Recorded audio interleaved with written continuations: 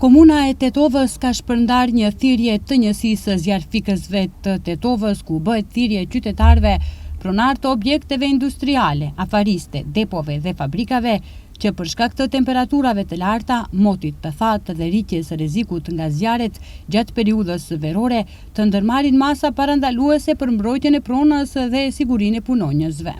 Bëhet thirrje që të kositet dhe pastrohet bari i thatë dhe shkuret përreth objekteve, të largohen mbeturinat dhe materialet e ndeshshme nga afërsia e ndërtesave, të sigurohen që rrugët e qasjes për automjetet e zjarfikësve të jenë të lira dhe të kalueshme, të kontrollohen funksionaliteti i pajisjeve për mbrojtje nga zjarri dhe të respektohen të gjitha masat e sigurisë.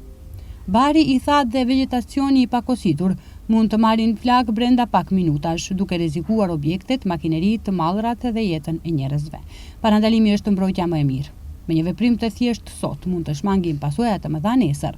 Bashkëpunimi juaj është i domosdoshëm për një verë të sigurt për të gjithë, thuhet në thirrjen e zjarfikësve të Tetovës, të shpërndar dhe nga komuna e Tetovës. Kur jemi të zjarret në ambiente të hapura, një njoftim vjen dhe nga njësia e zjarfikësve të Bogovin Vrapçisht. Nga kjo njësi njoftojnë se pas një operacioni me mjaft vështirësi dhe rreziqe, ekipi i zjarfikësve arriti të vërë nën kontroll një vatër zjarri që kërcënonte të diqte sipërfaqe të tëra me grur. Edhe pse situata ishte alarmante, vendoshmëria dhe reagimi i shpejtë i ekipit bëri që flakët të ndaloheshin në kohë, pa shkaktuar dëm edhe të mbjella. Falenderojmë zjarfikësit tanë për këtë ndërhyrje të suksesshme në mbrojtje të qytetarëve, thuhet në njoftimin e zjarfikësve të rajonit Bogovin Vrapçisht.